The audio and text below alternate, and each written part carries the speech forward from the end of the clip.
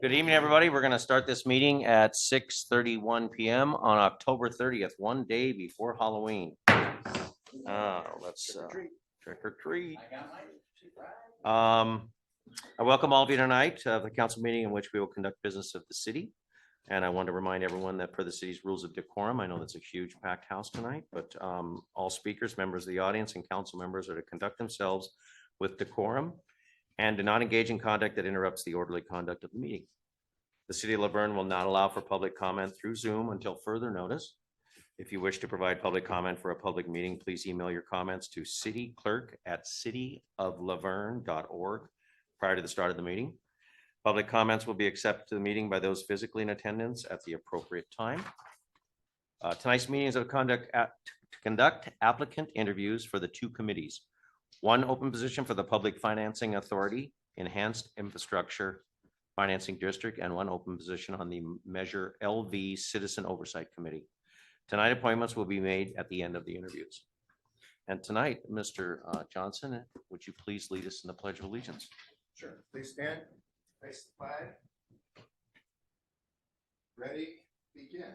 I pledge allegiance to the flag of the United States of America and to the republic for which it stands, one nation under God, indivisible, with liberty and justice for all.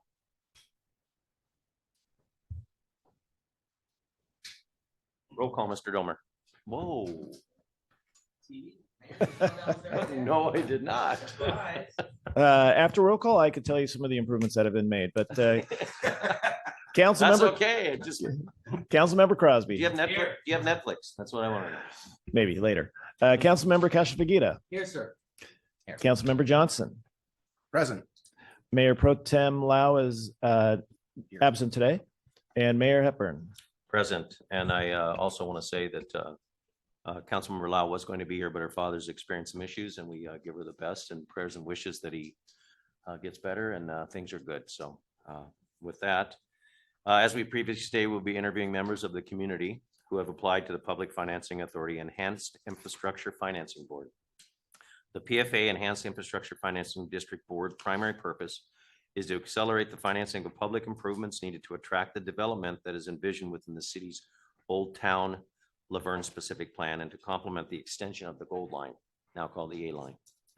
We will interview applicants and then we will have public comments followed by council discussion. Each applicant was provided 4 questions to answer during their interviews. Each of us here on the dais will ask one.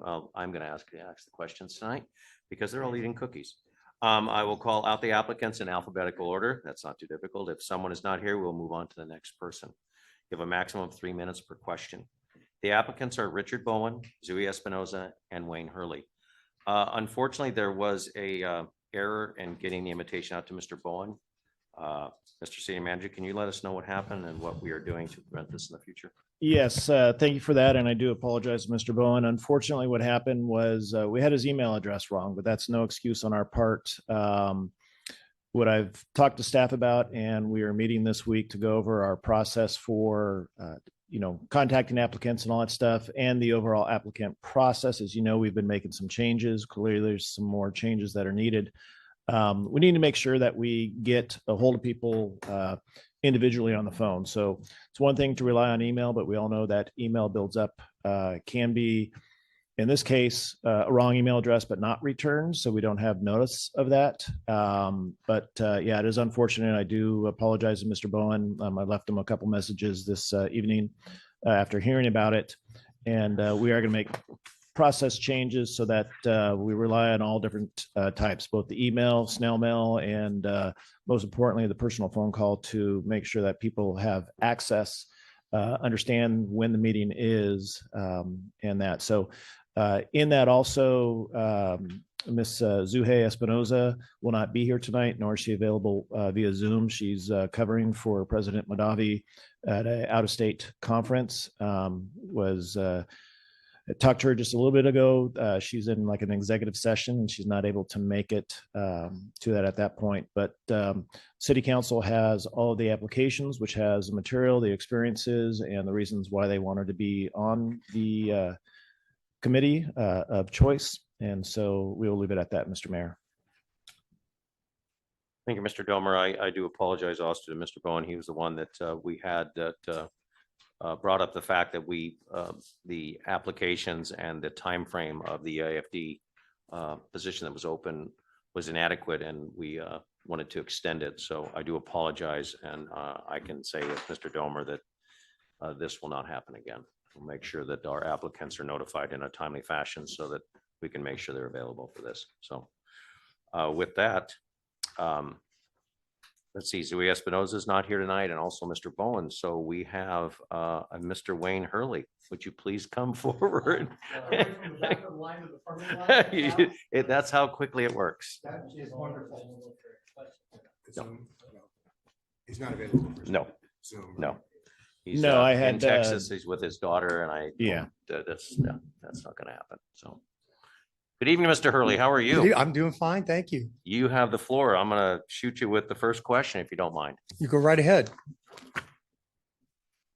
Please describe your relevant experience and expertise in financing, banking, or business based on the role of the PFA/EIFD to accelerate the financing of public improvements to attract development envisioned in the city planning documents and complementing the forthcoming A-Line Metro light rail station.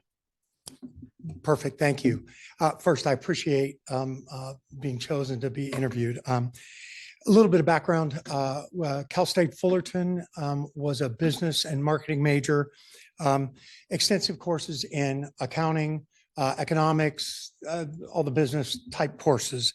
But the real key is I spent the last 45 years as a financial advisor, primarily working with individuals and families, but really helping them balance all the needs that any family has, from the insurance needs to protect them to the accumulation, then how to spend that money properly later on during retirement. And the experience that I have, I know I'm on a little bit of a time frame. I won't try and get into that too much. That experience has allowed me to evaluate everything from balance sheets to income statements. I spent time. I'm sorry, I'm getting off. I knew I'd get on me. I don't like talking about me. Don't, but- you're good. But Relax. that kind of experience, I think, is from what I understand of the position, to evaluate and make sure that there are prudent decisions made with the city's money, or the money that's allocated for the city for this development. Mhm. Next question. This position is a single public appointed position by the city council to this board. How will you represent the entirety of the city council and the residents of appointed? I've been a resident here for 22 years. We built our home, and my business is here. I served on the boosters at Bonita High School, served on the board at the Haynes Center years ago, and currently on the board for the Chamber of Commerce.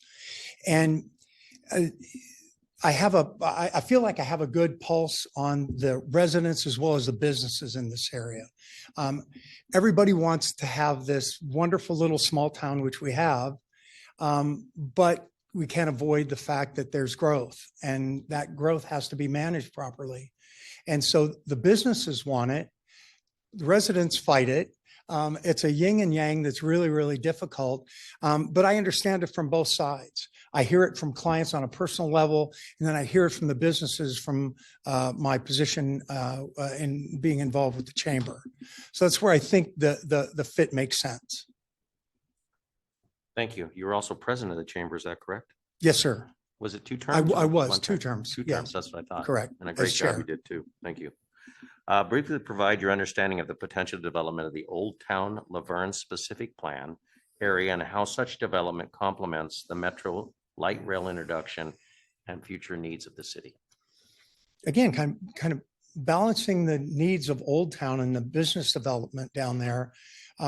Now with this influx of potentially thousands of people a day that could have the potential of getting off the Gold Line, A line now, okay.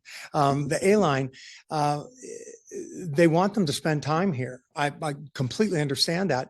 And their safety and their comfort and extending the charm that downtown has is going to be a challenge. It'll be a challenge to manage that properly, keep people safe, keep the wrong element out, keep the right element coming back. And so everybody can enjoy the pleasure of Old Town Laverne, which is a tough thing to find in Southern California anymore. Thank you. Your last question, please provide an example from your experience where you've had to make recommendations or decisions that involved the allocation of resources or prioritization of financing for a development, and how you ensured that your recommendations were in the best interest of the community, business, or organization you were serving. That is an all day, every day task for me. That's what my clients ask of me. How do I manage the resources I have? How can I make them grow appropriately? And then how can I manage and distribute them later properly? I do that daily. I'd rather have somebody else, a client of mine, talk about that than me. But I guess you don't do that for 45 years without people thinking you're doing a decent job at it. But evaluating their positions, their challenges, and combining that with what my first exposure to doing that at a business level besides my own business was with the Haynes Center. And then now most currently, I think it's 5-6 years. I think I've overstayed my welcome at the chamber. But doing that, because that's a reasonable part of what we do, trying to balance our budget, spend properly, generate income and resources for the chamber for the betterment of the businesses in Laverne. So that's where I think that experience and what I do on a daily basis could be useful with this committee. Thank you, Mr. Hurley. Appreciate that. You're very welcome. And you've done a great job with the chamber. We have one of the strongest chambers around, and it just gets stronger as the time goes by, and it's extremely important to our community and our tax base and everything else that goes with it. So thank you. Been a pleasure. Thank you. Thank We'll you. be back to you in a moment. All right. Council, do we have any comments before we move to next item? No? No? How do we want to handle the members that, or the applicants that weren't able to show up? Well, I think most of us have read already, and I think everybody knows Mr. Bowen, and he stands for transparency. He stands for, openness in the city and making sure that things are structurally and fiscally correct. I think Zooey's got another great, of her accomplishments, but what she stands for the University of Laverne, and what she is next to the new president and how she functions. So, I mean, I'm comfortable. I think everybody's read this a number of times and we've kind of pushed it off. If you guys feel comfortable, I think we should make a recommendation and move forward with that. Okay. Yeah. So And we're gonna make a recommendation after we have both, or we make a recommendation for this one first? we're gonna do public comment. We have to do public comment before we do another thing. So Yeah, the goal would be to do public comments, see if there's anybody who wants to talk about this. And then you could move right into a point for this current one. and then we'll appoint. the Correct. next. I'm gonna open up public comment now. Thank you, Ms. Beauchamp. Ms. Beauchamp, public comment. That's what I was going to ask, is if you were going to have public comment for this. Yes, absolutely. So thank you. Danita Beauchamp, 2516 Amherst Street. First, I'd like to thank all the applicants who submitted their applications. I wish there were more. It just disheartening that more people don't want to be involved in the city, as wonderful it is as it is. But with that being said, I have to dispute the application for Zooey, because if you look at it in detail, there are several discrepancies on there that cause a problem. Number one, she listed her home address as it's the address of University of Laverne. I remember, if I recall correctly, Eric Shear stated that residency in the city was not required. If that were true, then why did she find it necessary to put the university address as her home address? Why not put her address, which is actually in Temple City? Secondly, there on the original application, there is a line that says, how many years have you lived in Laverne? She listed 1.5 years.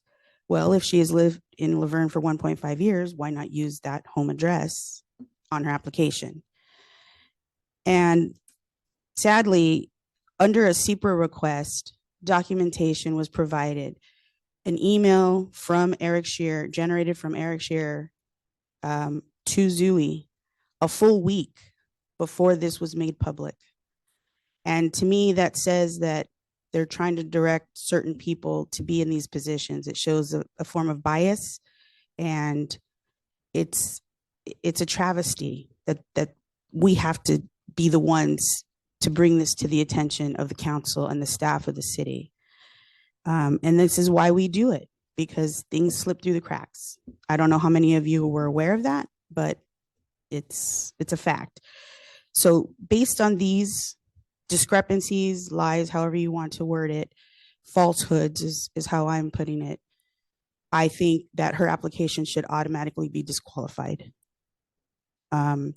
I realize that she holds a high position at the university and obviously is well respected and responsible enough to attend a conference out of state on behalf of the president. So obviously she shows the city well, but it's unfortunate that these things were found necessary to get her application through. And had it not been for Mr. Bowen to bring that to the attention that, hey, nobody was notified of this opening, she would have slid right in. And so I think this is something that really needs to be examined closely and addressed. And as Mr.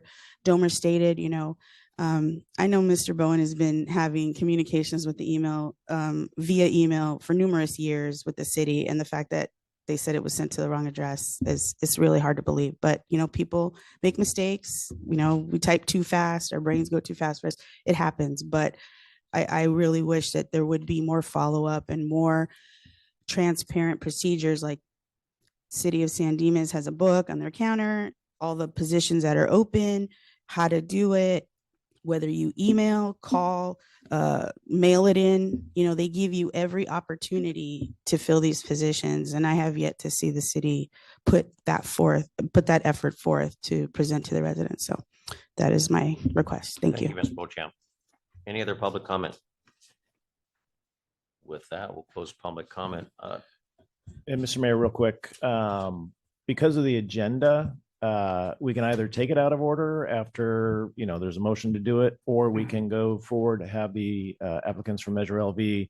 And then as agenda item 2, just make the appointments there. But if we do it out of order right now, then we should have a motion to take it out of order and do the PFA, EIFD. We'll leave it. Okay. We'll leave it. And if you want, I can answer any of the questions or kind of clarify on the comments that were brought up. Just on yes, I would like you to do that, but I do have a comment. I thank you, Ms. Beauchamp. That was correct. That she's a very wonderful character for us as far as being with the University of Laverne. We've always tried to do that, but at the end of the day, she is not a resident of Laverne, and yes, she did mark that box. And I take. Everybody needs to know that was a fact, and I think that's something we need to think about, and we need to. And I know that Mr. Domer is starting to go through all of these committees and these appointments, and we're trying to make the changes necessary to make it more transparent. And so I'll leave it to you, Mr. Domer. Yeah. Well, thank you. And on that, so yes, Ms. Espinoza was the initial applicant, the only applicant the first go around. The comment about the email to her, staff did not know that she was actually going to put in.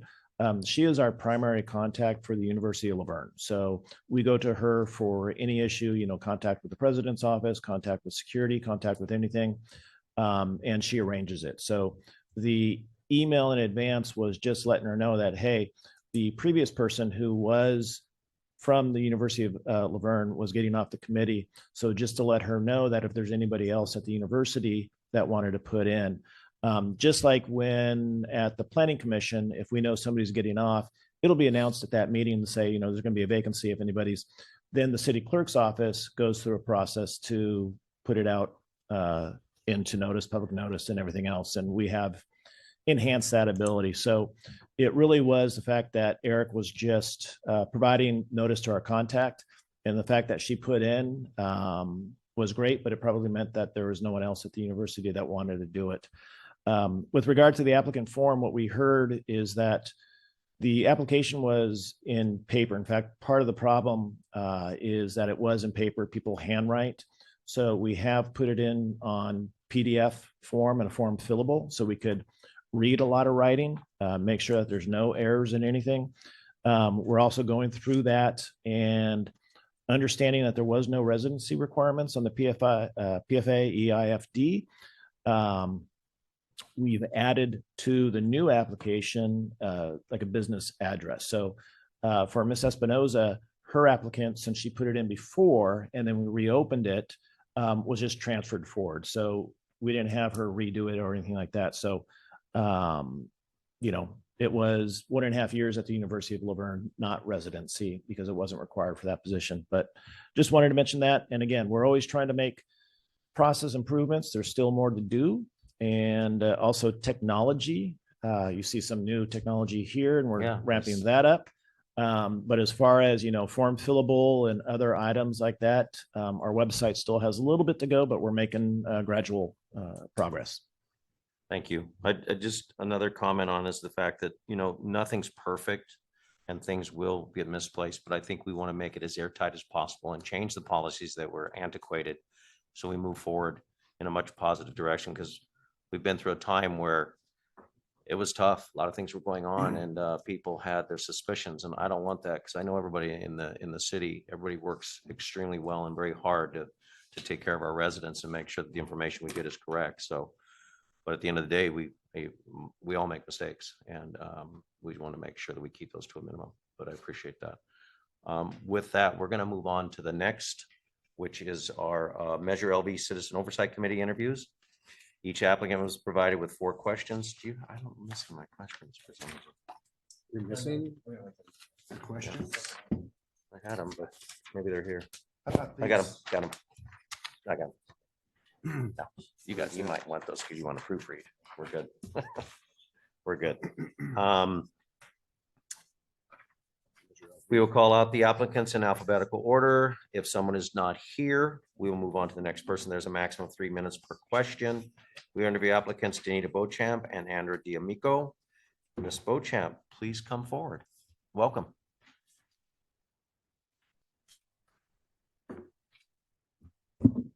Good evening, council. Are you, Ready? are you reading the questions? I'm reading the questions. Okay, great. I'm on TV. I know, it's exciting. Okay. Please describe your relevant experience and expertise in finance, banking, business, or retirement planning. How do you believe your background will contribute to the effective oversight of Measure LV revenues and adherence to spending guidelines? I've been working in bookkeeping or in an accounting capacity for the last 30 years.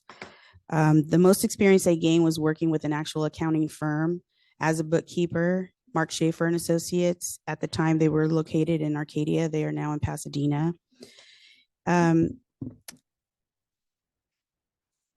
It's funny how things, you know, my title right now has nothing to do with accounting per se, but I do accounting.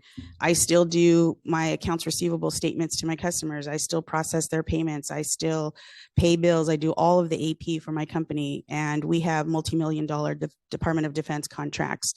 And so you must cross your T's and dot your I's, otherwise you don't get paid. And you're already at 120 days out. So detail orientation is required for the position I have right now. I learned also about, you know, P&L statements, the basic understanding, credits, debits, balance sheets, coding allocations for GLs, the basics of accounting. I don't have any certifications or education, graduate experience, but actually applying it in your daily life as a position at a company, I have that. I was once an executive assistant. I had to take care of payroll, health insurance, supplemental insurance, accidental death and dismemberment insurance. So there's a lot of money. And when you start messing with people's paychecks, they want to know where every penny is allocated to. So definitely something important to pay attention to. Thank you. The committee will be responsible for reporting to City Council on compliance with spending guidelines outlined in the bylaws. How do you envision handling situations where there are disagreements within the committee on the interpretation of these guidelines? And how would you work towards achieving a consensus or recommendations to present it to the city council?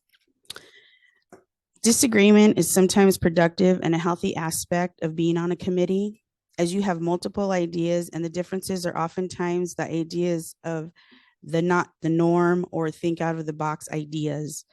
And sometimes it takes that disagreement for you to realize that that idea may be better than your own. It also takes a responsible adult to admit that someone's idea is better than yours and work as a team collectively to arrive at the decision. Ultimately, the decision has to also be made with basic criteria in mind, with the most cost-effective measures, with a quantitative analysis to support that decision, as well as sound cognitive and rational path to implementation. If it's not cost-effective to implement, but it sounds like a great idea, then it falls flat on its face. Presentations are not difficult for me, as you all know. I speak publicly regularly, not just in city council chambers, but out in the public, at events, at rallies, protests. I've been on the news, and I think I carry myself in a professional manner, even when I'm in an emotional state for, depending on what the situation is, but I still reserve myself. I treat people respectfully, and I believe that I speak in a way that is not above anybody's comprehension. I'm not a dictionary speaker. So I also think that a PowerPoint presentation with colored charts is probably the easiest for people to understand. You see the differences with the different colors, and usually visuals stick with people. They understand it a little bit more easy, and then it resonates with them. And so they, red, everybody knows what red is. That's no good. But if you're in the black, you're great, and Black Friday, everybody knows what that is, or Black Tuesday if it's Amazon. So I think a presentation would come easy for me. Thank you. The committee is tasked with reviewing and recommending changes to the use of revenues available for both Tier 1 and Tier 2 programs. What criteria would you consider when assessing the appropriateness of proposed changes to these program allocations? In all avenues of government and business, there are some departments and issues that take precedence over others, and in doing so, it can be a difficult decision. I used to be a property manager and had to make financial decisions on behalf of the property owners. And when you're dealing with their money, they look at everything very closely and determine, is that necessary, or is it just a want, or a disregard for the owners, whatever laws that they set for that property.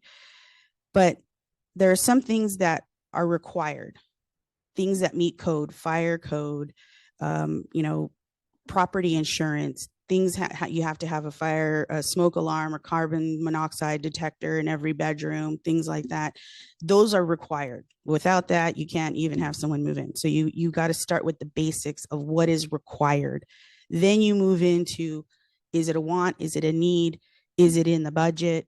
Can we send it out for bid and find the most cost-effective way of handling this? So there's different avenues to explore that a resolution can always be found. It may be timely, but you have to have patience and just fortitude really to forge through all of that.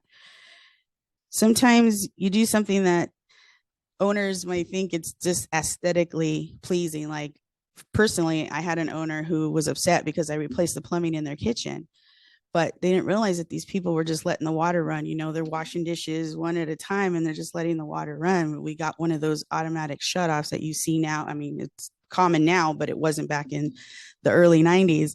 And the water bill went down.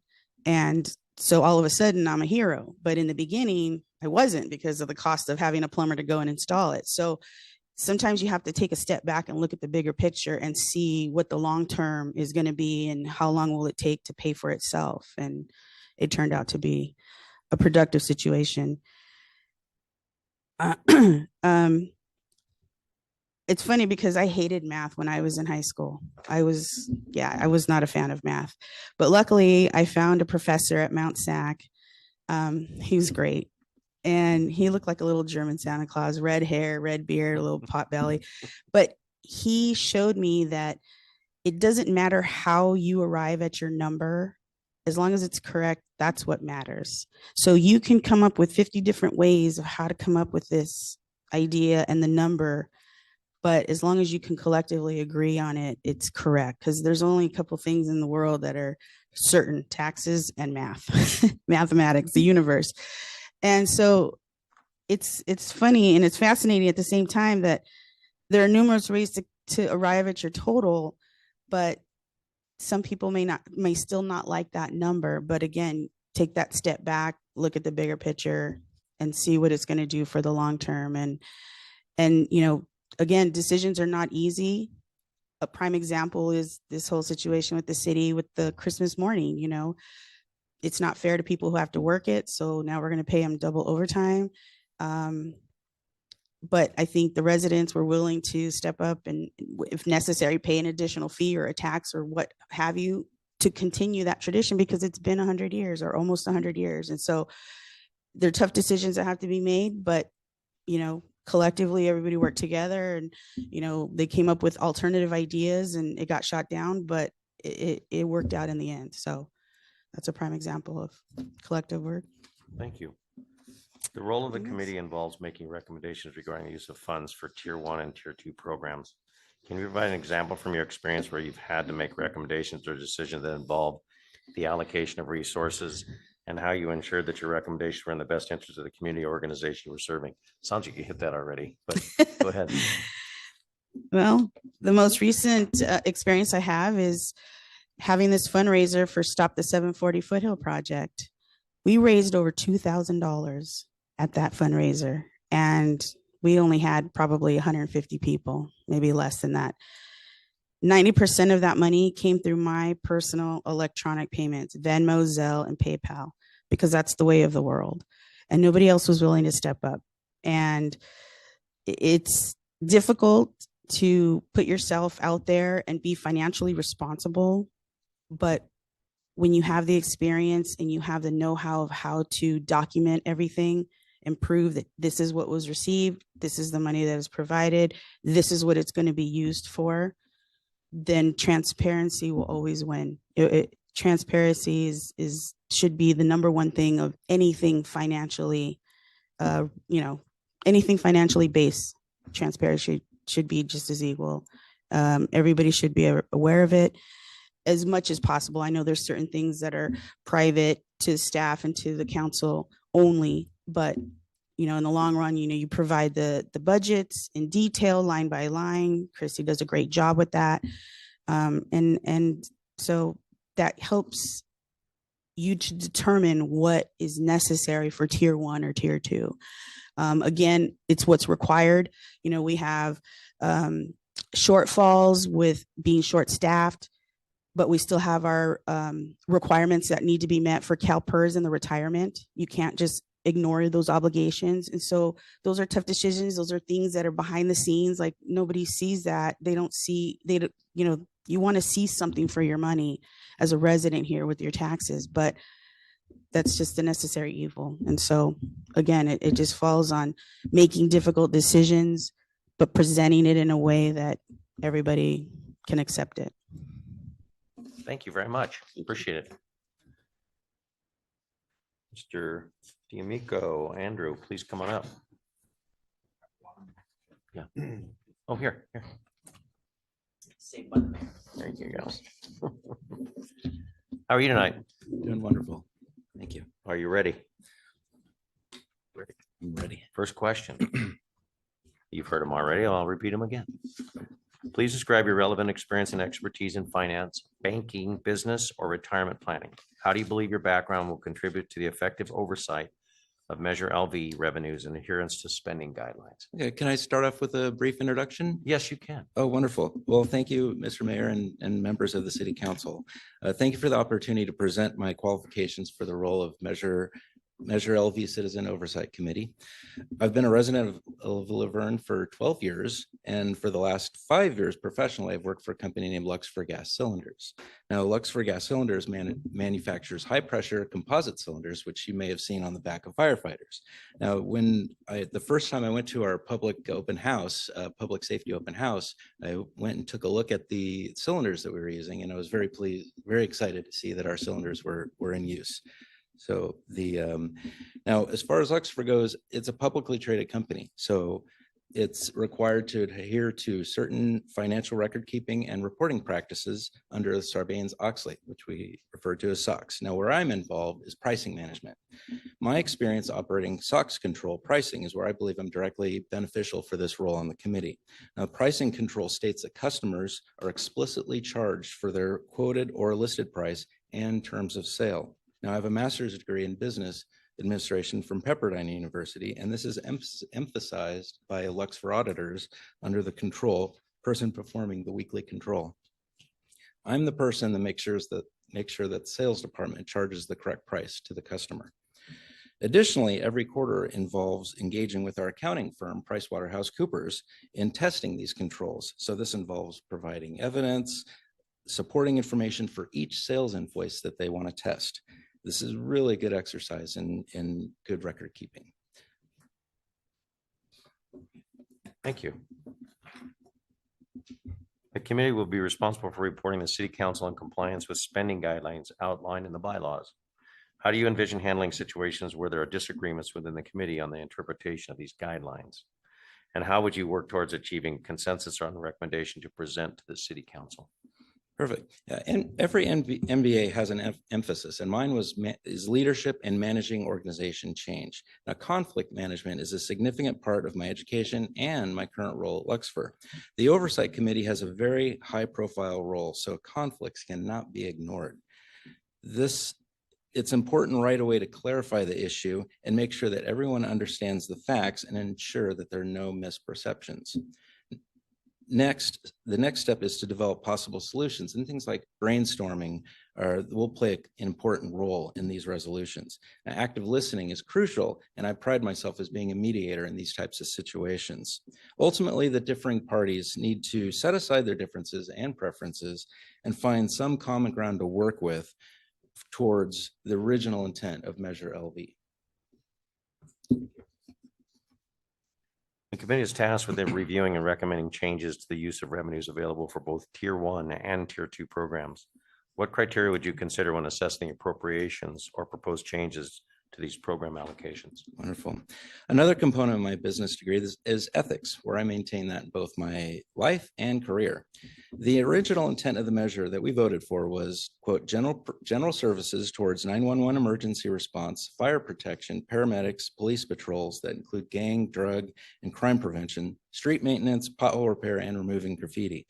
In reviewing the budget, it looks like almost nearly $5 million will be generated by Measure LV, which is better than originally estimated. Now, based on the use guidelines that I found in the charter, it's designed to support our traditional compensation model. You want the best of the best when it comes to first responders and supporting personnel.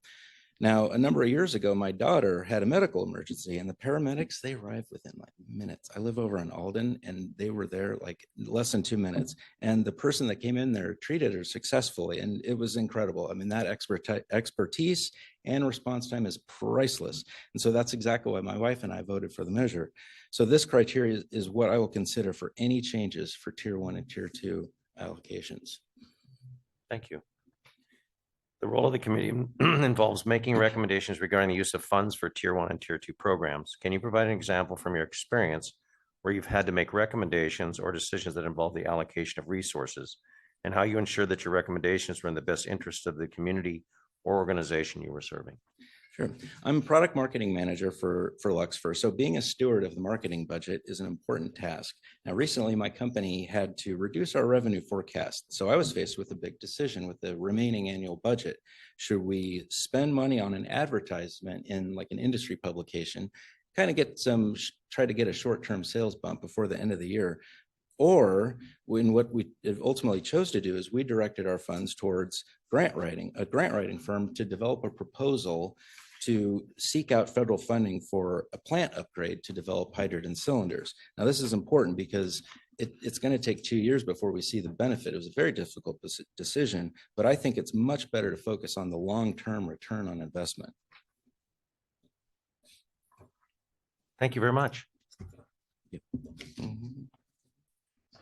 Any questions before we go to public comment? We're going to go to public comment. Anybody for public comment?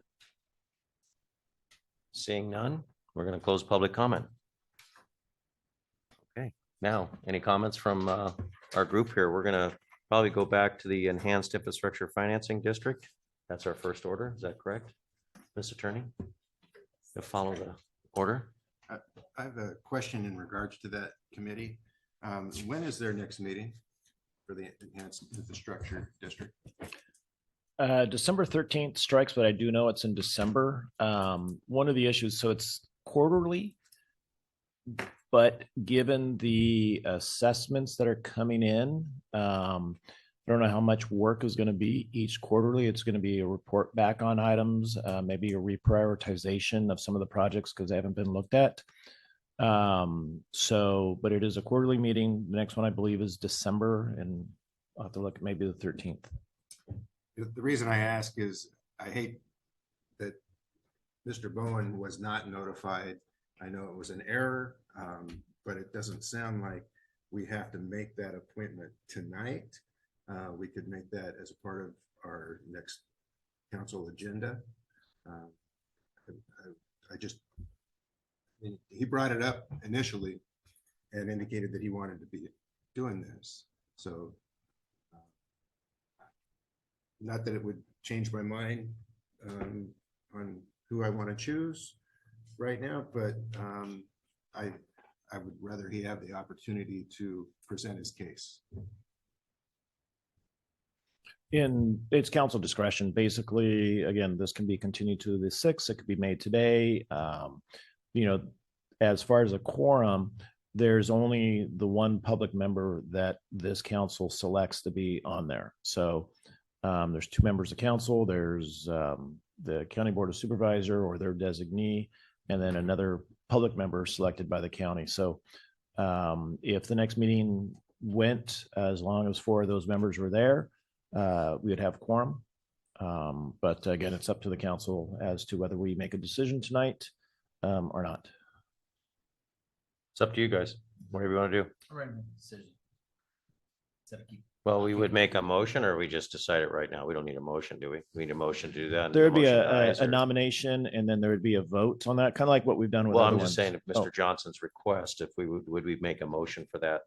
I'll ask the attorney for that. Yes, there would be a motion to table this item to a following meeting, and then at that time, you would have the motion, have the discussion and a vote at that time, if you so wish to delay the appointment for that board. I would make that motion to delay this to our next regular city council meeting and put that to a vote. I understand your concern, and I want to make sure that what we are always doing is on a level of transparency. And I believe having the candidates here available would have that. So I'll second that. With that, vote.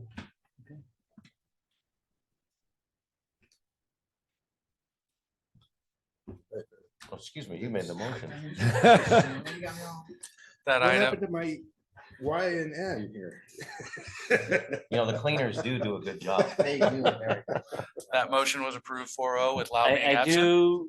I'm sorry for Mr. Hurley coming and putting him through this as well. But you've already done your interview. You're But good. no, You're but good. I would say, sorry, when we are doing interviews, if he would choose to, he would have the opportunity to interview again if he chooses or not, or we can go on what he said tonight. You're absolutely invited back for sure. If you choose to do that, that's a very good point. So Yes. And Mr. Mayor, members of council, so the next regular meeting that we still have not put the agenda together, it'll go out tomorrow, is next Monday, November 6th. We can check to make sure that people are available. The one option on that meeting is we have a study session at 5:30 for social media and communications. That can be a half an hour.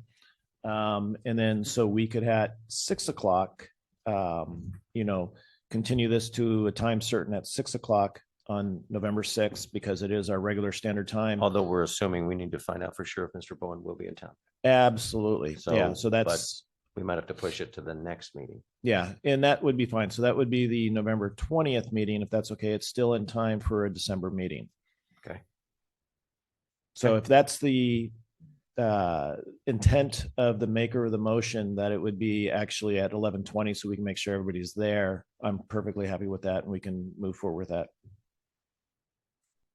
So we're gonna then plan on the 20th? November 20th, or are we gonna try for the first meeting in November? I think procedurally at this point, it is tabled to the next meeting, the next regularly scheduled meeting at November 6th. And if at that time you so wish to table it until the 20th, the meeting of the 20th, it can be done so with the motion. We have to be cautious because the problem is we have Thanksgiving coming up too on the 20th. So we have to check the availability and do that this week, but I'm feeling we might have a problem with getting people here. Yeah. So what we can do is we will check with everybody, see if they have November 6th. If they do not, then we'll have a agenda item on the November 6th item, which is to continue it to the November 20th item. Okay. But hopefully by that point, we'll also know if November 20th is a good date for the 3 applicants to show up. Hopefully our next meeting works out for everyone, because as we get to the holidays, it's going to be very difficult. So, Yeah. Okay, that's good. Then that item's done. We move to our Measure LV committee. Do we have any discussion on that by our council? Or do we have a motion? First discussion. Okay. And then motion. I just want to say thank you to both candidates for coming today. I think both are highly qualified and appreciate what you have to bring to the city. And I appreciate you guys coming forward. As we saw, we have 2 applicants for a tax measure on our city that helps guide that measure. As Ms. Beauchamp, you said, I appreciate I wish we had a lot more applicants, but I believe the 2 applicants that we have is high quality, and that whoever's chosen will do a great job on that committee. Any other comments, Mr. Johnson?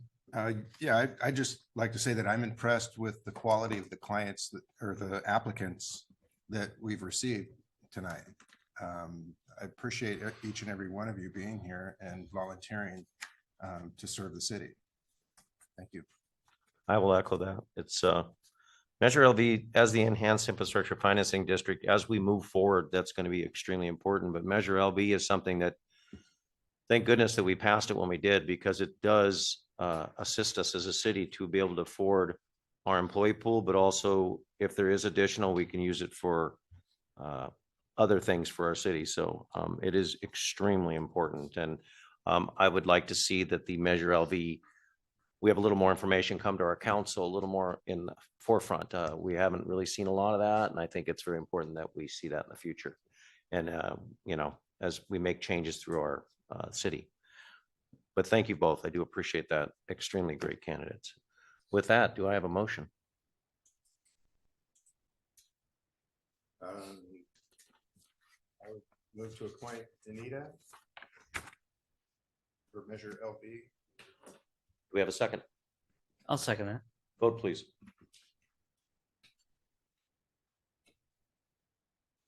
Thank you. Congratulations, Mr. D'Amico. Thank you very much for your time. Anita, congratulations. And just for the record, that motion was passed 4-0 with Lau absent. With that, we move to public comments. Any public comments? I'm sorry, we didn't, yeah, any public comments here? With that, we'll close public comment. With that, yes, please, you can, yes, have it. When I'm invited to come back to do the interview, I'm assuming I don't need all the time to do it again, just a summary of what I talked about or anything I might like to add. Absolutely, Thank you. absolutely. Thank you, and thank you for coming. We appreciate it. Public comments, anyone for public comment?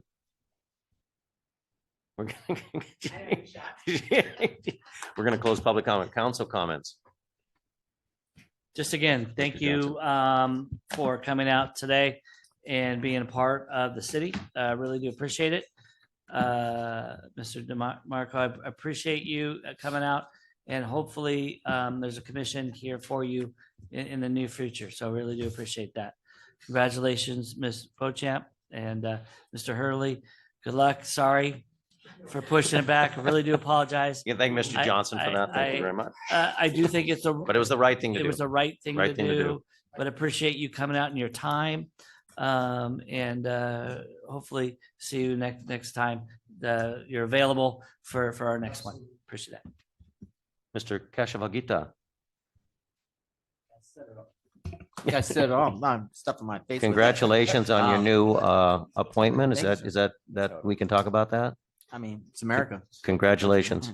Yeah, thank you very much. I appreciate it. I always thank God for always guiding me to always another adventure and down the road of just doing good. I really appreciate that. I thank you all for coming today, continuing your service for our city. If not at this time, please come back again for another committee that's out there. I love change is always good.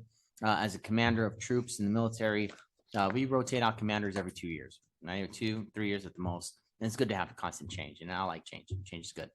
And I appreciate again once you guys come out. Let's continue to keep Laverne strong. Anything you guys see we can do better, I love to do better. So thanks again. And I appreciate everyone here. Thank you, Mr. Johnson, for bringing your cookies. Would not have been the same today without your cookies. Dinner? Sir. And dinner was really good. Dinner was very, thank you for dinner. And I really appreciate that. So, no? Are they good? Mm. Mr. Johnson, thank you, Mr. Kashavagita. Thank you, Mayor. Congratulations on Appreciate your you. new position. God bless you. Thank you. We need it. Amen. Again, to the applicants, thank you. And yeah, we will have a place for you. Just keep trying. Thanks. Yeah, Mr. D'Amico, I again, after running for office and being appointed on commissions and stuff, sometimes it's a little frustrating, but don't give up because they're like Mr. Kashavagita said, and everyone, there's positions opening up and there's constant change in our city now, which is a good thing. So, and congratulations to Ms. Beauchamp, and thank you, Mr. Hurley, for showing, and you will be back again for the next show. And everyone, be careful on Halloween, please. I know we have a limited crowd here, but I did a minute with the mayor. Wear bright colors, bring flashlights, watch it, slow down, slow down, slow down, slow down. And at the end of the night, check every piece of candy that's in that bag your children get to make sure it's safe. Whatever you can do, but be safe and have a wonderful Halloween. With that, Mr. Domer, we will recess meeting in closed session for the following conference with labor negotiators pursuant to Government Code Section 54957-6. Negotiator, city manager, assistant city manager, and assistant city attorney, employee organizations, Laverse Police Officers Association. Again, congratulations to Ms. Beauchamp. Mr. D'Amico, thank you again. And Mr. Hurley, we'll see you back. With that, we will recess into closed session. Are we reporting out? There will be no report out. That is 7:24 PM. Thank you all.